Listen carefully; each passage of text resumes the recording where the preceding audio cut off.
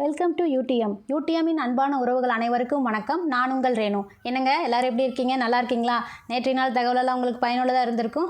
தொடர்ந்து இன்றைக்கான வீடியோவை பார்க்கலாமா? இன்றைக்கான தகவல்களாக பார்க்கலாமா? அதுக்கு முன்னாடி நம்ம வீடியோவுக்கு லைக் கமெண்ட் பண்ண அனைத்து உறவுகளுக்கும் ரொம்ப நன்றிங்க. அதே மாதிரி நம்ம சேனலுக்கு நீங்கள் கொடுத்துட்டு வர சப்போர்ட்டுக்கும் ஆதரவுக்கும் ஒத்துழைப்புக்கும் ரொம்ப பெரிய நன்றிங்க.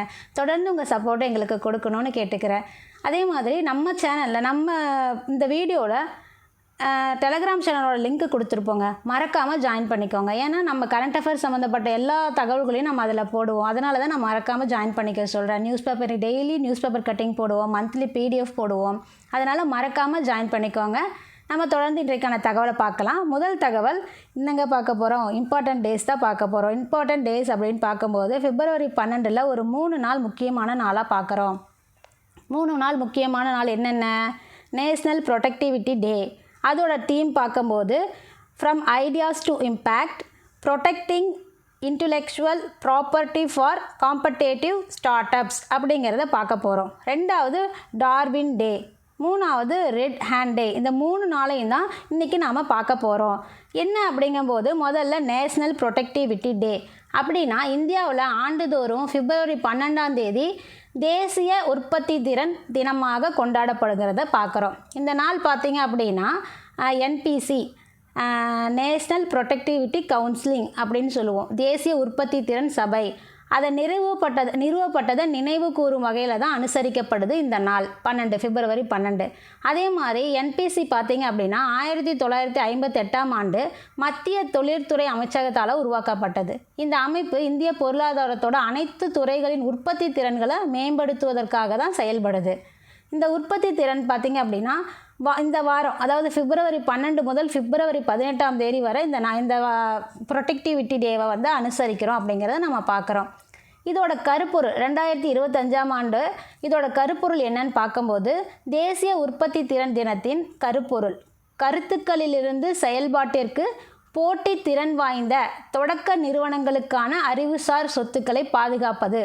கருத்துக்களிலிருந்து செயல்பாட்டிற்கு போட்டி திறன் வாய்ந்த தொடக்க நிறுவனங்களுக்கான அறிவுசார் சொத்துக்களை பாதுகாப்பது அப்படிங்கிறத இதோட கருப்பொருள். 2025 கருப்பொருள் நேஷ்னல் ப்ரொடக்டிவிட்டி டேவுக்கான கருப்பொருள்.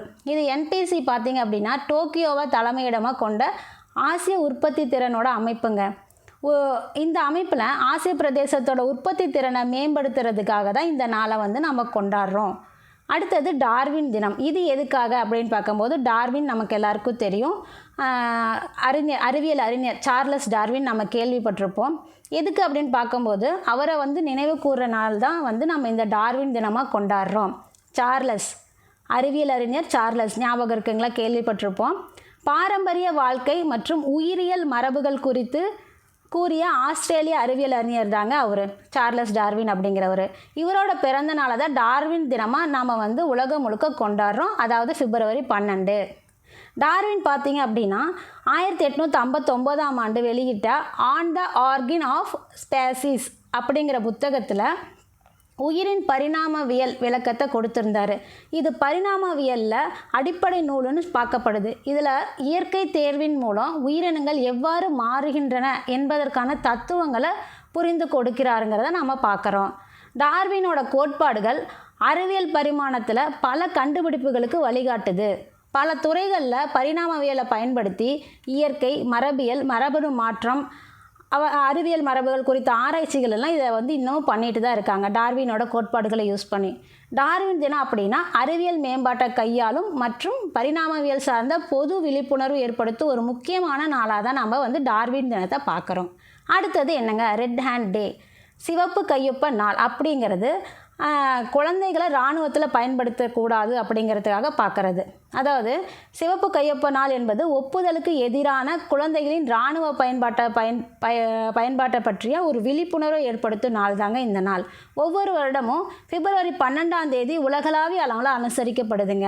இராணுவ பயன்பாட்டில் குழந்தைகளை அதை உலகின் பல பகுதிகளில் உள்ள குழந்தைகள் பார்த்திங்க அப்படின்னா தற்காப்பு அல்லது அவங்கள காப்பாற்றிக்கிறதுக்காக அல்லது அரசியல் நோக்கங்களுக்காக அவங்கள பயன்படுத்துகிறாங்க பார்த்தீங்களா இராணுவத்துக்கு. அதை எதிர்க்கிற முக்கியமான நாள் தாங்க இந்த ரெட் ஹேண்ட் டே அப்படிங்கிறது. குழந்தைகளை இராணுவத்தில் பயன்படுத்தக்கூடாது. உலகம் முழுக்க போர் நடக்குது, உள்ளூர் சண்டை நடக்குது, மாநில கலவரம் நடக்குது. இதுல எல்லாம் வந்து குழந்தைகள் இன்னும் தானாக போய் அந்த கலவரத்தில் கலந்துக்கிற மாதிரி வந்துடுது, இல்லைன்னா பயன்படுத்தப்படுறாங்க அவங்கள அப்படிங்கிறத நம்ம பார்க்குறோம். அதை அவங்கள பயன்படுத்தக்கூடாது அப்படிங்கிறதுக்காக தான் இந்த ரெட் ஹேண்ட் டேவை நாம் அனுசரிக்கிறோம். அவர்களோட உரிமைகள் மீறல் மற்றும் அவர்களுக்கு ஏற்படும் தீமைகள் பற்றிய விழிப்புணர்வு ஏற்படுத்த நோக்கோடு தாங்க இந்த ரெட் ஹேண்ட் டேவை வந்து நாம் அனுசரிக்கிறோம். அடுத்த தகவல், இன்றைக்கி 3 நாள் பார்த்துட்டோம். என்ன அப்படின்னா நேஷ்னல் ப்ரொடெக்டிவிட்டி டே, டார்வின் டே, ரெட் ஹேண்ட் டே, இந்த 3 நாளாக பார்த்தாச்சு. நம்ம அடுத்தது தமிழக அரசோட எதுக்கு அனுமதி கொடுத்துருக்காங்கன்னு நம்ம பார்க்க போகிறோம். 7375 கோடிக்கு ஒரு தொழில் திட்டம் தொடங்கிறதுக்காக நம்ம முதல்வர் வந்து அனுமதி கொடுத்துருக்காரு. எங்கே அப்படின்னா நம்ம திங்கட்கிழமை வந்து நம்ம தலைமைச் செயலகத்தில் ஒரு அமைச்சரவை கூட்டம் நடந்தது இல்லைங்களா, அங்கே தான் வந்து அந்த ஒப்புதல் கொடுத்துருக்காரு. நேற்று கூட பார்த்துருப்போம், 86,000 பேருக்கு வந்து புறம்போக்கு, அதாவது ஆட்சேபனை இல்லாத நிலங்களுக்கு பட்டா வந்து ஒரு 86,000 பேருக்கு சென்னை சுற்றியுள்ள 4 மாவட்டம் ப்ளஸ் மதுரை, நெல்லை, இந்த மாதிரி மாவட்டங்களுக்கெல்லாம் வந்து ஒரு ஆட்சேபனை இல்லாத நிலங்களுக்கு பட்டா ஒரு 6 மாதத்துக்குள்ளே கொடுக்கணும் அப்படின்னு சொல்லி அங்கே ஒப்புதல் வழங்கியிருந்தாங்க இல்லைங்களா தலைமைச் செயலகத்தில் நடந்த கூட்டத்தில். அதே அங்கே தான் இந்த அதே கூட்டத்தில் ஒரு ஒப்புதல் வழங்கியிருக்காரு நம்ம முதல்வர். என்னன்னு பார்க்கும்போது 7375 கோடி மதிப்பிலான தொழில் திட்டங்களுக்கு மாநில அமைச்சரவை வந்து அனுமதி வழங்கியிருக்குங்கிறத பார்க்குறோம்.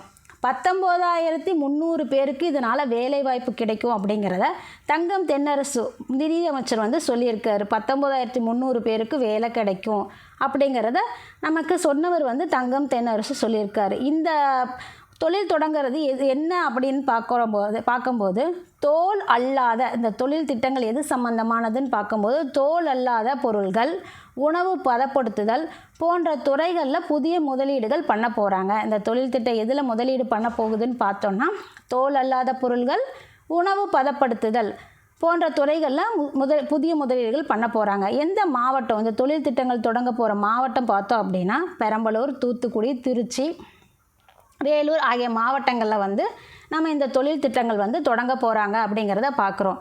என்ன அனுமதி கொடுத்துருக்காரு? தொழில் திட்டத்துக்கு அனுமதி கொடுத்துருக்காரு. எங்கே தொடங்க போகிறாங்க? பெரம்பலூர், தூத்துக்குடி, திருச்சி, வேலூரில் தொடங்க போகிறாங்க. 7375 கோடி மதிப்பு. எத்தனை பேருக்கு வேலை கிடைக்கும்? 19,300 பேருக்கு வேலை கிடைக்கும். இதுதான் நாம் வந்து இந்த அனுமதியில் பார்க்க வேண்டிய விஷயம். நம்ம அடுத்தது பார்க்கலாம், முதல்வர் மருந்தகம். நம்ம கேள்விப்பட்டிருப்போம், ஆகஸ்ட் 15 வந்து சுதந்திர தினத்தப்போ அவர் ஒரு உரையாடலில் சொல்லியிருப்பார். என்ன அப்படின்னு பார்க்கலாம். தமிழகத்தில் மூலப்பெயர் கொண்ட மருந்துகள், ஜெனரிக் மருந்துகள் நாம் கேள்விப்பட்டிருப்போம். ஜெனரிக் மருந்துன்னா நமக்கு தெரியுங்க. நான் இருந்தாலும் நான் சொல்கிறேன். ஒரு மருந்தையோ, அது தெரியாதவங்க யாராவது இருந்தாங்கன்னா நம்ம தெரிஞ்சுக்கலாம் இல்லைங்களா, அதுக்காக ஒரு மருந்தையோ மாத்திரையோ அதனோட மூலப்பொருள்கள், அதாவது வேதியியல் பெயரால் கூப்பிடுறது தான் வந்து ஜெனரிக் அப்படிங்கிற ஒரு மருந்து. அது வந்து எந்த நிறுவனம் புதிதாக ஒரு மருந்தை கண்டுபிடிச்சாலும் முதல் 20 ஆண்டுகளுக்கு அந்த நிறுவனம் மட்டும்தான் அதை விற்பனை செய்ய முடியும். எந்த வேதியியல் பெயரால் சொல்கிறாங்களோ, அந்த மாத்திரையை சொல்கிறாங்களோ, அதுதான் ஜெனரிக் அப்படிங்கிறது. அது எந்த நிறுவனம் கண்டுபிடிக்குதோ அந்த நிறுவனம் வந்து முதல் 20 ஆண்டுகளுக்கு அவங்க விற்பனை செய்வாங்க. இதை காப்புரிமை காலம்னு சொல்லுவாங்க. காப்புரிமை காலம் முடிஞ்ச பிறகு தான் எல்லோருக்கும் பொதுவானதாகிவிடும். மற்ற கம்பெனிஸும் வந்து அந்த மெடிசன்ஸை யூஸ் பண்ண முடியும், அதாவது தயாரிக்க முடியும், விற்கவும் முடியும். அது வரைக்கும் அந்த 20 ஆண்டு காலம் வரைக்கும் யார் அந்த நோய்க்கான மருந்தை கண்டுபிடிக்கிறாங்களோ அவங்க தான் வந்து அதுக்கு விலையும் நிர்ணயம் பண்ண முடியும், அதை விற்கவும் முடியும். 20 ஆண்டு காலத்துக்கு மேலே தான், அந்த காப்புரிமை காலம் முடிஞ்சதுக்கு அப்புறம் தான் வேறு யார் வேணால் அதை தயாரிக்கலாம், விற்கலாம் அப்படிங்கிற மாதிரி இருக்கிறது தான் ஜெனரிக் அப்படிங்கிறோம். அது எல்லோருக்கும் பொதுவானதாகிவிடும். பிறகு அதை எந்த மருந்து நிறுவனம் வேண்டுமானாலும் தயாரித்து விற்பனை செய்யலாம். அப்படி விற்கப்படும் மருந்துகளை தான் ஜெனரிக் மருந்து அப்படின்னு சொல்கிறோம். காப்புரிமை காலம் முடிந்த பின்னாடி அந்த மருந்துகளை தயாரிக்கும் நிறுவனங்கள் தங்களுக்கு விருப்பப்பட்ட பெயர்களை வச்சுக்குவாங்க அப்படிங்கிறாங்க. என்ன அப்படின்னு பார்த்தோம் அப்படின்னா, பேராசிட்டமாலுங்கிறது நமக்கு எல்லாருக்கும் தெரியும். இதுதான் அதோட ஜெனரிக் நேம். நம்ம காய்ச்சலுக்காக அந்த பேராசிட்டமால் கண்டுபிடிச்சிருந்தாங்க அப்படின்னா அதோட வேதியியல் பெயர் தான் பேராசிட்டமால். ஆனால் அதுக்கப்புறமா கண்டுபிடிச்சிருப்பாங்க இல்லையா, வேறு நிறுவனம்லாம் கண்டுபிடிச்சிருப்பாங்கள்ல, அவங்க வைக்கிறது தான் அவங்க இஷ்டத்துக்கு கால்பால், குரோசின், டோலோ, மெட்டாசின் அப்படிங்கிற பேரெல்லாம். இப்போ நாம் போய் மருந்து ஒரு ஒரு மெடிக்கல் ஷாப்பில் மாத்திரை கேட்போம், டாக்டர் எழுதி கொடுத்துருப்பாரு. டாக்டர் எழுதின மாத்திரை இல்லைங்க, ஆனால் அதோடு சேர்ந்தது தான் வேறு கம்பெனின்னு சொல்லுவாங்க. குவாலிட்டி, அதாவது பேர் வேறு, மருந்து ஒன்றுன்னு நம்ம கேள்விப்பட்டிருப்போம். சரி எதையாச்சும் ஒன்று கொடுங்க, அதே மருந்து தானே, பேரில் என்ன வந்ததுன்னு நம்ம வாங்கிட்டு வரோம்ல, அது தாங்க இது.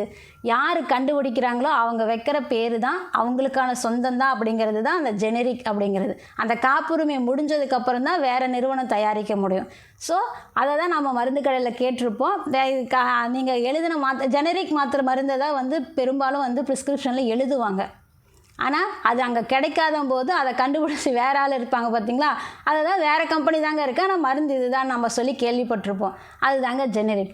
நம்ம ஜெனரிக் மருந்தை எதுக்காக இப்போ நம்ம முதல்வர் மருந்தகத்தில் அது கிடைக்கிது அப்படிங்கிறத நம்ம பார்க்குறோம்.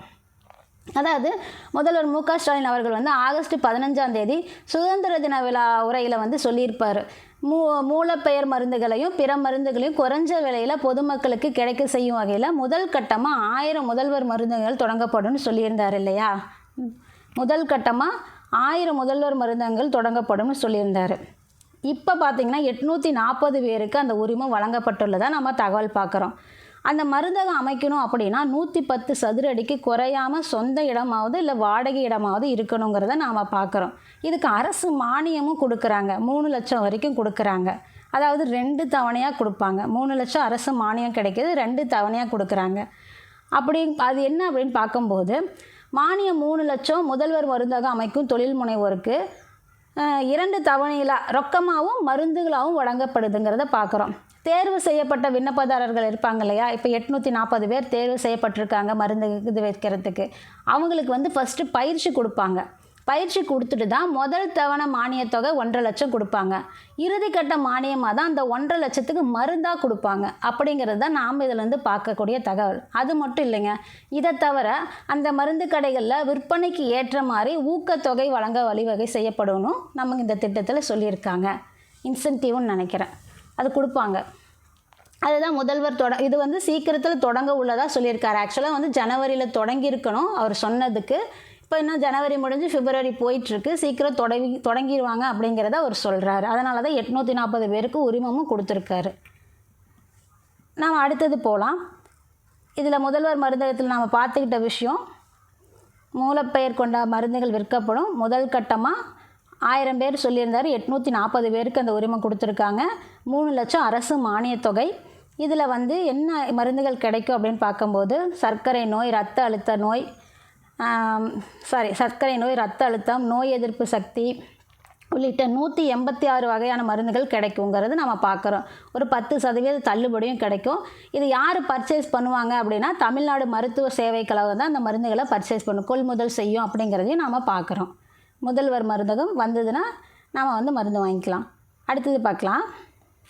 அடுத்த தகவல், பிஎம் ஸ்ரீ திட்டம். இந்த திட்டத்தை நம்ம இப்போ பார்க்குறோம் அப்படின்னா, நமக்கு பட்ஜெட் தாக்கல் செஞ்சதில் நம்ம எஜுகேஷன் டிபார்ட்மெண்ட்டுக்கு கொடுக்க வேண்டிய பணம் கரெக்டாக வரலைங்கிறது ஒரே பேச்சாக இருக்குதுங்க நம்ம தகவலில் பார்க்கும்போது. அதனால தான் இந்த பிஎம் ஸ்ரீ திட்டத்தை பற்றி பார்த்தோம். ஒரு 2-3 நாளைக்கு முன்னாடி நம்ம சிஎம் கூட சொல்லியிருந்தார், மத்திய அரசு ரொம்ப பசங்களோட கல்வியில் தான் அவங்களோட இதை காட்டணுமா அப்படிங்கிற மாதிரி பார்த்துருந்தோம். அதே மாதிரி நம்ம கல்வித்துறை அமைச்சர் சொல்லியிருந்தார், அன்பில் மகேஷ் அவரும் சொல்லியிருந்தார், நமக்கு கொடுக்க வேண்டிய 2401 கோடி ரிலீஸ் பண்ணாமல் விட்டுட்டாங்க, அரசு விடுவிக்கவில்லைன்னு சொல்லி பார்த்தோம். அது எதுக்காக அப்படின்னு, ஏன்டா ரிலீஸ் பண்ண மாட்டேங்கிறாங்க அப்படின்னு தெரிஞ்சுக்கலாம், உங்களுக்கு சொல்லலாம் அப்படிங்கிறதுக்காக தான் இந்த பிஎம் ஸ்ரீ திட்டத்தை நான் இன்றைக்கி எடுத்தேன். என்னன்னு பார்க்கும்போது, பிரதம மந்திரியோட ஸ்ரீ அப்படின்னா ஸ்கூல்ஸ் ஃபார் ரைசிங் இந்தியா அப்படிங்கிறது தான் பிஎம் ஸ்ரீ திட்டம். இது செப்டம்பர் 7, 2022 தொடங்கப்பட்ட திட்டம். இது என்ன பஞ்சாயத்து அப்படின்னு பார்க்கும்போது மத்திய அரசு வந்து 14,500க்கும் மேற்பட்ட பள்ளிகளில் இந்த திட்டத்தை செயல்படுத்த முன்மொழியப்பட்டிருக்கு. இப்போதைக்கு 10,855 பள்ளிகளில் செயல்படுத்தியிருக்காங்க. இதில் நமக்கு எதன் அடிப்படையில் நாம் பணம் கேட்குறோம் அப்படின்னா, இந்த ஸ்ரீ திட்டத்தில் நாங்கள் வரமாட்டோம். நாங்கள் வந்து ஒருங்கிணைந்த பள்ளி கல்வி திட்டம் SSA அப்படிங்கிறத 2018 ஆண்டிலிருந்து செயல்படுத்தப்பட்டு வருது. இந்த திட்டத்தின் அடிப்படையில் எங்களுக்கு கொடுக்க வேண்டிய பணத்தை கொடுங்க அப்படின்னு சொல்லி நம்ம மாநில அரசு மத்திய அரசுக்கிட்ட கோரிக்கை வச்சுட்டே இருக்காங்க. பட் நீங்கள் PM ஸ்ரீ திட்டத்தில் கையெழுத்து போடலை, அதனால் எங்களால் கொடுக்க முடியாது அப்படிங்கிற மாதிரி அங்கேருந்து ரிசல்ட்டு. PM ஸ்ரீ பள்ளி திட்டத்தின் முதல் நிபந்தனையாக மும்மொழி கொள்கை பின்பற்ற வேண்டும். இதனால தான் நாம் அதை கேன்சல் பண்ணிட்டோம். இது தமிழக கல்வி முறைக்கு முரணாக இருக்குது. அவங்க ஸ்ரீ திட்டத்தில் மும்மொழி கல்வி இருக்குது, நமக்கு அது ஒத்து வராது அப்படின்னு நம்ம மாநில அரசு முடிவு பண்ணியிருக்கிறாங்க. நான் முடிவு பண்ணலைங்க. தமிழகத்துக்கு இந்த கல்வி முறை வந்து ஒத்து வராது, முரணாக இருக்கும். அதனால் வந்து நாங்கள் 2,400 கோடியை விடுவிக்கல அப்படிங்கிற மாதிரி சொல்கிறாங்க. நீங்கள் ஃபஸ்ட்டு சைன் பண்ணுங்கள், அப்புறம் வந்து நாங்கள் வந்து கொடுக்குறோம் அப்படிங்கிற மாதிரி அவங்க சொல்கிறாங்க. இது என்னதான் எப்படி சொல்கிறது பார்க்கலாங்க. இது வந்து இதோட விவரம் என்னென்னு பார்க்கலாம். பிரதான் மந்திரியோட school for rising PM Shri திட்டம் அப்படிங்கிறது பள்ளிகளில் கல்வி தரம் மற்றும் உள்கட்டமைப்பு மேம்படுத்துவதற்காக இந்திய அரசாங்கத்தால் செப்டம்பர் 7, 2022 தொடங்கப்பட்டது. இது பார்த்தீங்க அப்படின்னா தேசிய கல்விக் கொள்கை 2020க்கு வெளிப்படுத்துகிற மாதிரி ஒரு முன்மாதிரியான பள்ளின்னு சொல்கிறாங்க. 2022 to 23 மற்றும் 26 to 27க்கு இடையில் 273.6 பில்லியன் பட்ஜெட் ஒதுக்கீட்டில் 14,500க்கு மேற்பட்ட பள்ளிகளில் இந்த திட்டத்தை செயல்படுத்த முன்மொழியப்பட்டது. அக்டோபர் 7, 2024 நிலவரப்படி இது மாநிலங்கள் மற்றும் யூனியன் பிரதேசங்களில் உள்ள மாநிலங்கள் மட்டும் இல்லைங்க, யூனியன் பிரதேசமும் சேர்த்து தான் அக்டோபர் 7, 2024 நிலவரப்படி 10,855 பள்ளிகளில் செயல்பட்டு இருக்குது. இருப்பினும் சில மாநிலங்கள் இந்த திட்டத்தை திருப்தியற்றதாக குறிப்பிட்டு செயல்படுத்த மறுத்துவிட்டன. அதில் நாமளும் ஒன்று. கர்நாடகா, அப்புறம் மேற்கு வங்கம், இவங்கெல்லாம் எல்லாருமே வந்து சைன் பண்ணிடலைங்க. இந்தியா ஃபுல்லும் அவங்க வந்து அந்த திட்டத்துக்கு யாரும் ஒத்து வரல. பெரும்பாலும் அவங்க போடுற திட்டத்துக்கு நார்த்தில் ஒத்துக்கிறாங்க, நம்மளால் அதை இது பண்ணிக்க முடியறதில்ல. ஸோ நாம் அதில் சைன் பண்ணலைங்கிறதுனால தான் நமக்கு வந்து இந்த 2,400 கோடி வந்து நிற்கிதுங்க. அதுதான் இப்போ நம்ம பார்த்துட்ருக்குறோம். ஒருங்கிணைந்த பள்ளி கல்வி திட்டம் SSA 2018 2018ஆம் ஆண்டு 2018ஆம் ஆண்டு முதல் செயல்படுத்தப்பட்டு வருது நம்மளுது ஒருங்கிணைந்த பள்ளி கல்வி திட்டம் அப்படிங்கிறது. இத்திட்டத்துக்கு ஆண்டுதோறும் மத்திய அரசு 60%, மாநில அரசு 40% என்ற பகிர்வு முறையில் தான் நிதி ஒதுக்கீடு செய்யப்படுது. இதை தான் வந்து 2024-25 நிதியாண்டில் மத்திய அரசு தனது பங்கான, அதாவது கடந்த நிதியாண்டு இருக்கு இல்லையா 2024 to 25, அதோட மத்திய அரசோட பங்கு 60% நம்ம சொல்லுவோம் இல்லைங்களா. இவங்க சொன்னாங்களே 2018 ஒருங்கிணைந்த பள்ளி கல்வி திட்டம் SSA, அதில் 60% மத்திய அரசு, மாநில அரசு 40% அந்த சட்டத்தோட படி, அந்த திட்டத்தோட படி. ஸோ அதன்படி 2024-25 நிதியாண்டில் மத்திய அரசு பார்த்திங்க அப்படின்னா 2,152 கோடி ரிலீஸ் பண்ணலைங்க. இங்கே 2,400ன்னு ஏன் போட்டிருக்கேன்னா, இருங்க வரேன். 2,152 கோடியை தமிழகத்துக்கு வழங்கலை, ரிலீஸ் பண்ணல. அது மட்டும் இல்லை, அதுக்கு முந்தைய இந்த பஞ்சாயத்து வந்து 2023 to 24 ஆரம்பிச்சிருச்சு. 2023 to 24 கல்வியாண்டில் தமிழகத்துக்கு தர வேண்டிய 3,533 கோடியில் 2 தவணைகள் மட்டுமே விடுவிக்கப்பட்டன. அதன் பின்னாடி தான் PM ஸ்ரீ பள்ளிகளை உருவாக்கும் புரிந்துணர்வு ஒப்பந்தத்தில் கையொப்பமிட்டால் மட்டுமே ஒருங்கிணைந்த பள்ளி கல்வியின் நிதியை விடுவிக்க முடியும்னு சொல்லி மத்திய அரசு வலியுறுத்துது அப்படிங்கிறது தகவல். ஸோ 2023-24 ஆண்டோட இந்த தவணை நிதி இருக்குது பார்த்தீங்களா, ஒரு 249 கோடி, அதை ரெண்டையும் சேர்த்து தான் 2,401 கோடி அப்படிங்கிறத நான் இங்கே சொல்லியிருக்கேன். 2024-25க்கு 2,152 கோடி ப்ளஸ் அதுக்கு முன்னாடி ஒரு நிலுவைத் தொகை ஒரு 249 கோடி, எல்லாத்தையும் சேர்த்து 2,401 கோடிக்கு வந்து நிற்குதுங்க. நமக்கு அதை ரிலீஸ் பண்ணாதனால நம்ம கல்வித்துறை வந்து ரொம்ப சிரமப்படுறாங்க. என்ன பண்ணுறது, மத்திய அரசு ஏன் இப்படி பண்ணுறாங்கன்னு தெரியல. சரி, நம்ம அடுத்த தகவல் பார்க்கலாம். நம்ம அடுத்தது ஒரு சாதனை, சென்னை IIT ஒரு சாதனை பண்ணியிருக்காங்க. நம்ம பார்த்தீங்களா, நம்ம மாநில அரசு எவ்வளோ சிரமப்படுறாங்க, இந்த மத்திய அரசு பார்த்திங்களா கொடுக்க மாட்டேங்கிறாங்க. என்னங்க அது போங்க. அப்புறம் சென்னை ஐஐடி என்ன சாதனை பண்ணாங்கன்னு பார்க்கலாம். சக்தி மைக்ரோ ப்ராசஸர் அப்படிங்கிற திட்டத்தினோட அடிப்படையில் விண்வெளி தரத்தில் செமிகண்டக்டர், அதை செமிகண்டரோட சிப் இருக்குல்ல, சிப், அந்த வெற்றிகரமாக வந்து உருவாக்கி சாதனை பண்ணிட்டாங்க. எங்கே என்ன அப்படின்னு பார்த்தா, சென்னை ஐஐடி இஸ்ரோவோட இணைஞ்சு ஆத்ம நிர்பர் பாரத் திட்டத்துக்கு, நான் சொல்லியிருப்பேன் ஆத்ம நிர்பர் வந்து அதனோட அடிப்படையில் தான் வந்து நம்ம கப்பல் பழக்கி ஒரு கருவி வாங்குகிறோம், EON 51 அப்படிங்கிற மாதிரி நான் சொல்லியிருப்பேன். 28 வாங்க போகிறோம். அது எதன் அடிப்படையில்னா ஆத்ம நிர்பர் பாரத் திட்டத்துக்கு அடிப்படையில் தான் வாங்க போகிறேன்னு நான் சொல்லியிருப்பேன், உங்களுக்கு ஞாபகம் இருக்கும். அந்த திட்டத்தில் தான் இதுவும் வருது. சென்னை ஐஐடி இஸ்ரோவோட இணைஞ்சு ஆத்ம நிர்பர் பாரத் திட்டத்துக்கு வலு சேர்க்கும் வகையில் விண்வெளி தரத்தில் செமிகண்டக்டர் சிப்பை வெற்றிகரமாக உருவாக்கி சாதனை படைச்சிட்டாங்கங்க. வாழ்த்துக்கள் சொல்லிடுவோம். இது எங்கே அப்படின்னு பார்க்கும்போது திருவனந்தபுரத்தில் உள்ள இஸ்ரோவோட இனர்ஷியல் சிஸ்டம் யூனிட் அதில் உருவாக்கப்பட்டு சென்னை ஐஐடி மூலம் வடிவமைக்கப்பட்டு செயல்படுத்தப்பட்டு இப்போ சாதனை ஆயிடுச்சு. அதாவது இஸ்ரோ தலைவர் வி நாராயணன் என்ன சொல்லியிருக்காரு அப்படின்னா, சென்னை ஐஐடியோட இந்த சக்தி ப்ராசஸரை அடிப்படையாக கொண்ட IISUவால் உருவாக்கப்பட்ட IRIS கண்ட்ரோலரை இந்தியாவில் முழுமையாக வெற்றிகரமாக உருவாக்க முடிஞ்சதுக்கு ஒரு மகிழ்ச்சின்னு சொல்லியிருக்காரு. இந்த கண்ட்ரோலரை அப்படியே விட மாட்டாருங்க. இந்த கண்ட்ரோலரை அடிப்படையாக கொண்ட தயாரிப்பு ஒன்றை விரைவில் விண்வெளி பயணத்தின் சோதனை செய்யவும் திட்டமிட்டிருக்கிறதா நாராயணன் அவர்கள் சொல்லியிருக்காரு. இதன் வாயிலாக இதனோட இப்போ கண்டுபிடிச்சதோட செயல்திறனோட மேலும் உறுதிப்படுங்கிறதையும் அவர் சொல்லியிருக்காரு.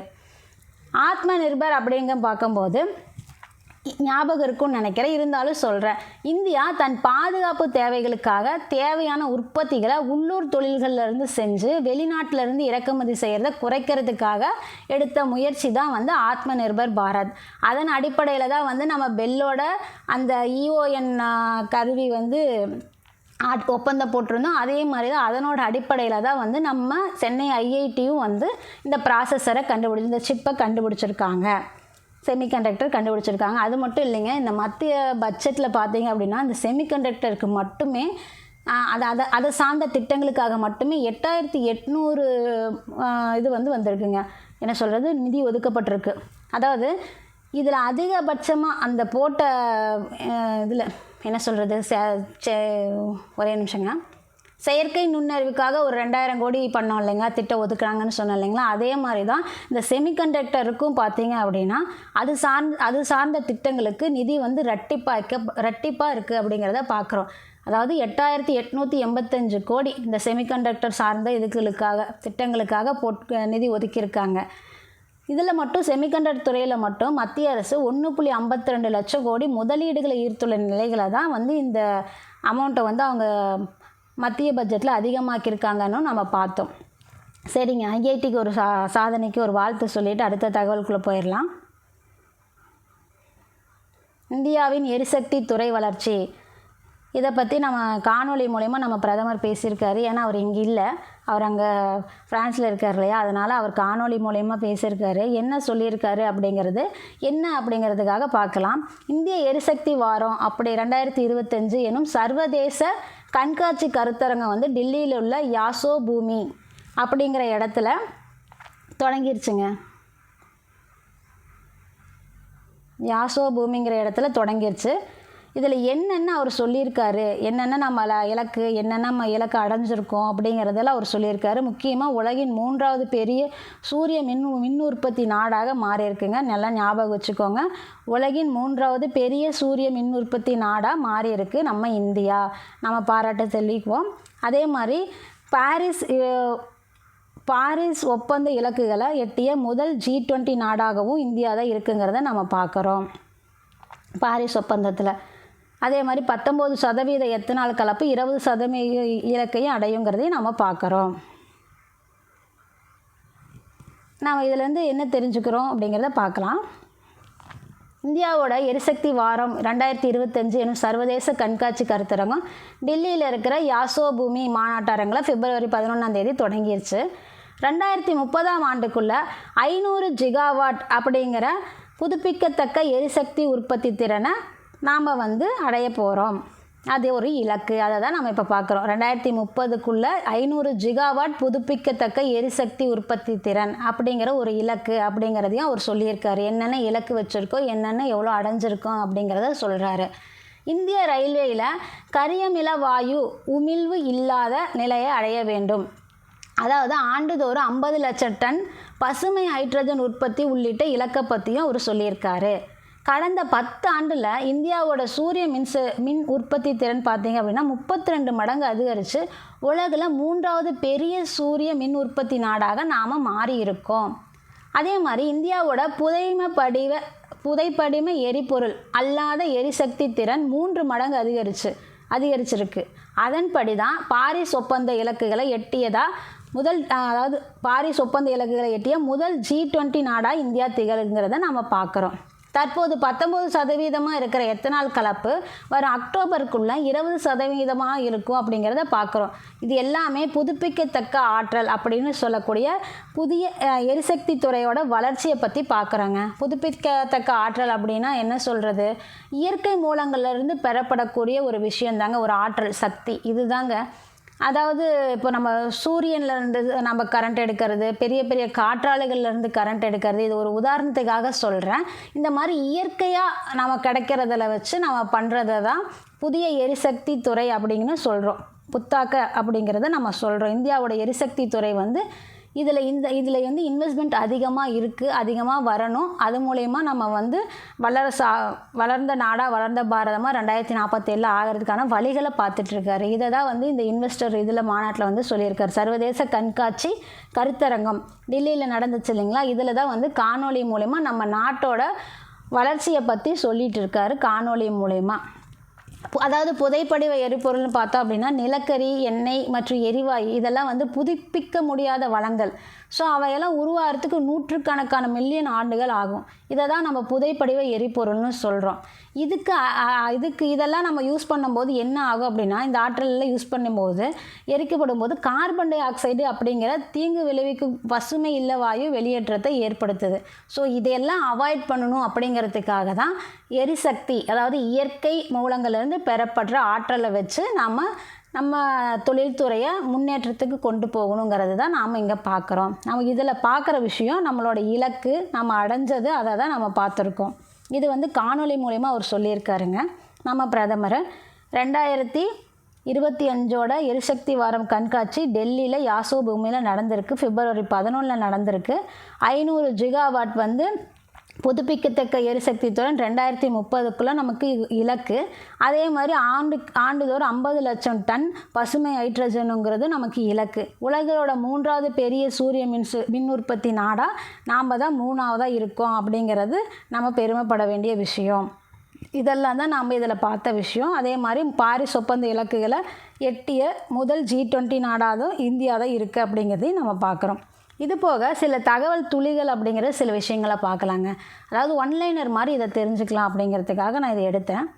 ஸ்டார்ட் அப் இந்தியா திட்டத்தை பற்றி ஏன் இப்போ பார்க்குறோம் அப்படின்னா, நம்ம அமைச்சர் பியூஷ் கோயல் இருக்கார் பார்த்தீங்களா, அவர் வந்து ஒரு விஷயம் சொல்லியிருக்காரு. அதுக்காக தான் இப்போ ஸ்டார்ட் அப் இந்தியாவை பார்க்குறோம். ஸ்டார்ட் அப் இந்தியா திட்டத்தில் மத்திய அரசு பார்த்திங்கன்னா 2016 ஜனவரி 16 தொடங்கியிருக்கு, அறிமுகப்படுத்தியிருக்கு. இது தொடர்பாக டெல்லியில் அமைச்சர் பியூஷ் கோயல் பேசினது என்ன அப்படின்னா, உலகிலேயே மிகப்பெரிய ஸ்டார்ட் அப் தொழில் நிறுவன கட்டமைப்பு வந்து இந்தியா வச்சுருக்கிறதா சொல்கிறாரு. தொடக்கத்தில் 450 இருந்த ஸ்டார்ட் அப் நிறுவனங்களோட எண்ணிக்கை 2016 450 இருந்த ஸ்டார்ட் அப் நிறுவனங்களோட எண்ணிக்கை 9 ஆண்டுகளில் 1.57 லட்சமாக உயர்ந்திருக்கு. இதை பார்க்குறதுக்காக தான் இந்த ஸ்டார்ட் அப் திட்டத்தை பற்றி நான் இப்போ சொன்னேன். 9 ஆண்டில் 1.57 லட்சமாக உயர்ந்திருக்கு. அது மட்டும் இல்லைங்க, அடுத்த 10 ஆண்டில் அரசு பதிவு பெற்ற ஸ்டார்ட் அப் நிறுவனங்களோட எண்ணிக்கை இன்னும் அதிகமாகும், 10 லட்சமாக ஆகும்னு சொல்கிறாரு. 10 ஆண்டுக்கு 1 லட்சம் அப்படிங்கும்போது 10 ஆண்டில் 10 லட்சம் கம்பெனி வந்து அரசு பதிவு பெற்ற ஸ்டார்ட் அப் நிறுவனங்களாக இருக்குங்கிறது இவர் நமக்கு சொல்லியிருக்காரு. அடுத்தது போக்சோ சட்டம் நாம் ஏன் இப்போ பார்க்குறோம் அப்படின்னா, இப்போ பள்ளி கல்வித்துறை அமைச்சர் வந்து ஒரு நேற்று நினைக்கிறேன் ஒரு தகவல் ஒன்று சொல்லியிருந்தார். அது என்ன அப்படின்னு பார்க்கும்போது, பாலியல் துன்புறுத்தல் விவகாரத்தில் சிக்கும் ஆசிரியர்கள் மீதான குற்றச்சாட்டு நிரூபிக்கப்படும் பட்சத்தில் தண்டனை மட்டும் இல்லாமல் உடனடியாக அவர்களோட கல்வி சான்றுகளையும் ரத்து செய்வோம் அப்படின்னு நடவடிக்கை எடுப்போம்னு வந்து நமக்கு பள்ளி கல்வித்துறை அமைச்சர் வந்து சொல்லியிருந்தார். அன்பில் மகேஷ் அவர்கள் வந்து சொல்லியிருந்தார். அப்போ அந்த போக்சோ சட்டத்தின் அடிப்படையில் தான் வந்து அவங்கெல்லாம் கைதாவாங்க இல்லைங்களா, அந்த பள்ளி ஆசிரியர்கள். குழந்தைங்கள பாலியல் துன்புறுத்தலுக்கு ஆளாக்குறாங்க இல்லைங்களா, அவங்க போக்சோ சட்டத்தின் கீழே தான் வந்து அடிப்படையில் தான் வந்து அரெஸ்ட் ஆவாங்க. ஸோ அந்த போக்சோ சட்டத்தை நம்ம தெரிஞ்சுக்கணும் இல்லையா, அதுக்காக தான் இன்றைக்கி நான் அந்த இதை எடுத்தேன். என்னன்னு பார்க்கும்போது போக்சோ சட்டம் அதோட விரிவாக்கம் பார்க்கும்போது the protection of children from sexual offence, protection of children from sexual offence. குழந்தைங்கன்னு இல்லைங்க, என்ன சொல்கிறதுனே தெரியல, இந்த இது ரொம்ப கஷ்டமாக இருக்குங்க. சரி பார்ப்போம். போக்சோ ஆக்ட் வந்து 2012 கொண்டு வரப்பட்டதுங்க. இந்தியாவில் பாலியல் குற்றங்கள்லேருந்து குழந்தைகளை பாதுகாக்கிறதுக்காக உருவாக்கப்பட்ட சட்டம் தான் வந்து போக்சோ ஆக்ட். பாலியல் குற்றங்கள்லேருந்து குழந்தைகளை பாதுகாக்க உருவாக்கப்பட்ட சட்டம் தான் போக்சோ ஆக்ட். இது வந்து 2012 வந்தது, ஞாபகம் வச்சுக்கோங்க. அதே மாதிரி இது சம்பந்தமாக விரைவு நீதிமன்றங்கள் வந்து உருவாக்குனாங்க. விரைவு நீதிமன்றங்கள் வந்து 2019 கொண்டு வந்திருந்தாங்க. எதுக்கு அப்படின்னா, நம்ம இருக்கிற நீதிமன்றம் பத்தாதா அப்படின்னு கேட்குறீங்களா? இருக்கிற நீதிமன்றத்திலேயே நிலுவையிலேயே நிறையா கேஸ் இருக்குது. அந்த பாலியல் சம்மந்தமான கேஸுக்கு வந்து உடனடியாக தீர்ப்பு கிடைக்கணும் இல்லைங்க, அதுக்காக தான் இந்த விரைவு சிறப்பு நீதிமன்றங்கள் வந்து 2019 கொண்டு வந்தாங்க. 2026 வரைக்கும் அது நீட்டிப்பில் தான் இருக்குது. அதோட இந்தியாவில் இருக்கிற மொத்த விரைவு நீதிமன்றங்களோட எண்ணிக்கை பார்த்தோம் அப்படின்னா 747. மொத்தமாக பாலியல் குற்றங்களுக்காக இந்தியா ஃபுல்லாக இருக்கிறது 747. அதுலேயே போக்சோ, அதாவது பாலியல் குற்றங்கும்போது இந்த போக்சோ வந்து இந்த 18 வயசுக்கு கீழே இருக்கிற குழந்தைங்களுக்காக அந்த சட்டம் கொண்டு வரப்பட்டது போக்சோ நீதிமன்றம். அது பார்க்கும்போது இந்தியா ஃபுல்லாக பார்க்கும்போது 406, மொத்தம் 747ங்க. அதில் போக்சோவுக்குன்னு இருக்கிறது விரைவு நீதிமன்றம் பார்த்திங்கன்னா 747. அதில் வந்து போக்சோவுக்காக 18 வயசுக்குள்ளே இருக்கிற குழந்தைங்களுக்கு அந்த பாலியல் துன்புறுத்தல் நடக்குதுங்களா, அந்த குற்றச்சாட்டு மூலிமா அந்த வழக்குகளுக்கு உண்டான நீதிமன்றம் தான் போக்சோ நீதிமன்றம். வந்து போக்சோ நீதிமன்றம் 406 இருக்கிறத நாம் பார்க்குறோம். அதில் தமிழ்நாட்டில் போக்சோ நீதிமன்றம் வந்து 14 இருக்குது. மொத்தமாக இந்தியாவில் 406, அதில் நம்ம தமிழ்நாட்டில் மட்டும் 14 இருக்குங்கிறது பார்க்குறோம். இதுக்கும் ஒரு இலக்கு வச்சுருக்காங்க. 790 நீதிமன்றங்கள் இலக்கு அப்படிங்கிறத நாம் பார்க்குறோம். இப்போ 747 இருக்குது. அப்போ பாலியல் குற்றம் கம்மியாகும்னு சொல்கிறாங்களா, எச்சாகுன்னு சொல்கிறாங்களா, என்ன சொல்ல வராங்க? 790 நீதிமன்றங்கள் இலக்கு அப்படின்னா புரியலிங்க. இதுக்கெல்லாமா ஒரு இலக்கு? அதை குறைக்கிறதுக்கு, அந்த குற்றங்களை குறைக்கிறதுக்கு தான் நம்ம இலக்கு வைக்கணும். அதுக்கான ஒரு நீதிமன்றத்தை எச்சு பண்ணுறதுல ஒரு இலக்கு வச்சுருக்கோமே, என்னமோ போங்க. இது என்னன்னு பார்க்கும்போது நம்மளது வந்து தமிழ்நாட்டில் 14 இருக்குதுங்க. அதே மாதிரி நாடு முழுவதும் 790 நீதிமன்றங்கள் நிறுவனத்துக்கு இலக்கு வச்சுருக்காங்க. இது இந்த திட்டம் வந்து போக்சோ சட்டம் வந்து எதோட இதில் வருது அப்படின்னா, சட்டம் மற்றும் நீதி அமைச்சகத்தின் நீதித்துறை சார்பாக தான் இந்த திட்டம் வந்து செயல்படுது அப்படிங்கிறத நம்ம பார்க்குறோம். இன்றைக்கான தகவலோட நிறைவுக்கு வந்தாச்சுங்க. இந்த போக்சோ சட்டத்தில் நாம் பார்த்தது மொத்தமாக 747 விரைவு நீதிமன்றம், அதாவது பாலியல் குற்றங்களுக்காக இந்த விரைவு நீதிமன்றம் 747 இந்தியா ஃபுல்லாக. அதில் போக்சோவுக்கு மட்டும் 18 வயசு கீழே இருக்கிற குழந்தைங்களுக்கு பாதிக்கப்படுறாங்களா, அந்த வழக்குக்காக 406. அதில் நமக்கு வந்து 14 இருக்குது தமிழ்நாட்டில். இதோட இலக்கு 790. இது எந்த துறை சார்பாக வருது அப்படின்னா, சட்டம் மற்றும் நீதி அமைச்சகத்தின் நீதித்துறை சார்பாக இது வருது. இதுக்காக இந்த தகவலை தெரிஞ்சுக்கிறதுக்காக தான் நம்ம இதை வந்து பார்க்குறோம். இன்றைக்கான தகவலோட நிறைவுக்கு வந்தாச்சுங்க. இன்றைக்கான தகவலெல்லாம் உங்களுக்கு பயனுள்ளதாக இருந்திருக்கும். தொடர்ந்து நாளைக்கான தகவலை பார்க்கலாம். அதுக்கு முன்னாடி நம்ம வீடியோவுக்கு மறக்காமல் ஒரு லைக் போடுங்க, நம்ம சேனலை சப்ஸ்கிரைப் பண்ணுங்கள், டெலகிராம் குரூப்பில் மறக்காமல் ஜாயின் பண்ணிக்கோங்க. எந்த தகவலையும் மிஸ் பண்ணிடாதீங்க. நம்ம PDF போடுவோம், அதில் பார்க்கணும். அப்போ தான் நம்ம கேள்வியும் பதிலுமா நம்ம மந்த்லி PDF கொடுக்கும்போது உங்களால் ஆன்சர் பண்ண முடியும். அதுக்காக தான் வந்து டெலகிராமில் ஜாயின் பண்ணிக்க சொல்கிறது. வீடியோவை மிஸ் பண்ணாமல் பாருங்கள், ஸ்கிப் பண்ணாமல் பாருங்கன்னு சொல்கிறது அதுக்காக தான். அப்போ கேள்வி பதில் அப்போ வரும்போது உங்களுக்கு தெரியாமல் போயிடக்கூடாது இல்லைங்களா, எந்த ஒரு சின்ன தகவலும் உங்களுக்கு தெரியாமல் போயிடக்கூடாதுங்கிறதுக்காக தான் நான் ஜாயின் பண்ணிக்க சொல்கிறேன், சப்ஸ்கிரைப் பண்ண சொல்கிறோம். மறக்காமல் சப்ஸ்கிரைப் பண்ணிக்கோங்க, மறக்காமல் வீடியோவுக்கு லைக் பண்ணிக்கோங்க. தொடர்ந்து நாளைக்கு பார்க்கலாம். இதிலிருந்து ஒரே நிமிஷங்க. இன்றைக்கான தகவலெல்லாம் உங்களுக்கு பயனுள்ளதாக இருந்திருக்கும். தொடர்ந்து நாளைக்கான தகவலை பார்க்கலாம். அதுவரை உங்களிடமிருந்து விடைபெறுவது உங்கள் ரேணு. நன்றி.